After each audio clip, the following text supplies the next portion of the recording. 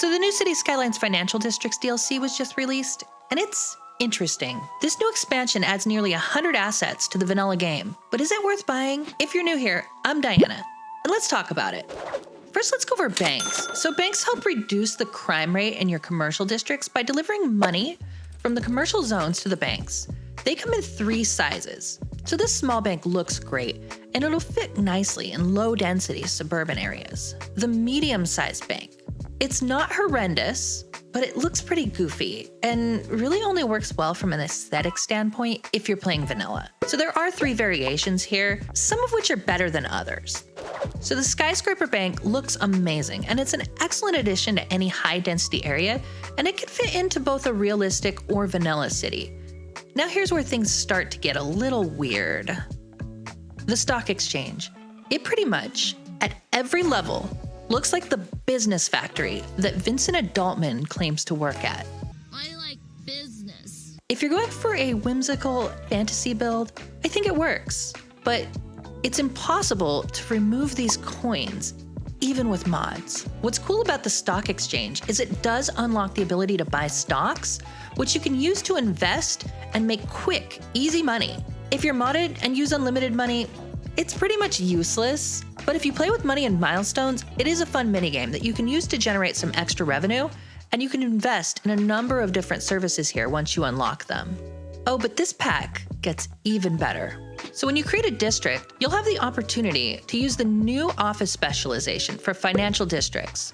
So this type of zoned office generates extra tax revenue, but has lower happiness, and being near the stock exchange increases this effect even more. So the level 1 versions of these buildings are beautifully crafted. They evoke imagery of old Manhattan or San Francisco, and that's quite nice to see in the vanilla game. They've really done a great job at these, especially these older ones here.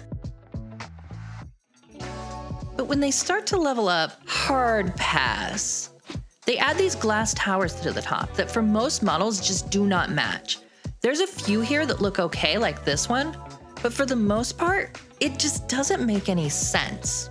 The idea of buildings growing in this manner to show historical progression is a really cool feature of the game. But for ages now, the player base has been asking for more realistic buildings. And some of them, like this one, I think they did a good job at. But stuff like this honestly just feels like a troll. Bruh. And you know what? I respect that. But when these buildings start to level up, they unlock the absolute highest level of peak vanilla cringe that we haven't seen in a few years now. And I'm here for it. You do you, City Skylines devs. Live your best life. So next we have a few unique buildings that came with the game. So these 2 plazas look really good, and they can work well in any downtown area for some nice, open, pedestrian-friendly space. So the International Trade Building, also a win. It's tasteful, tall, and fits well in any skyline without being too offensive. So these little bull and bear statues are pretty cute, and they'll be fun to play with, but they're nothing special. Overall, is this pack worth buying? If you're playing heavily modded and go for realism, hell no. Even with some of these nicer looking, more tasteful level 1 buildings, they're nothing that you can't find on the Steam Workshop. But if you play vanilla, and especially if you like the more whimsical style, and want to add a little more depth to your game with the stock trading, it's a nice to have. But it's not a game changer like Industries or Campus. At $8 US, it's not expensive, and it must be said, the fact that the developers continue to support and create new content for a game that was released in 2015 is amazing.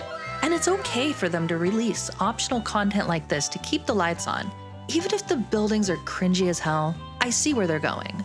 If this is your first time watching my content, I do a mix of modded, story-driven builds and tutorials.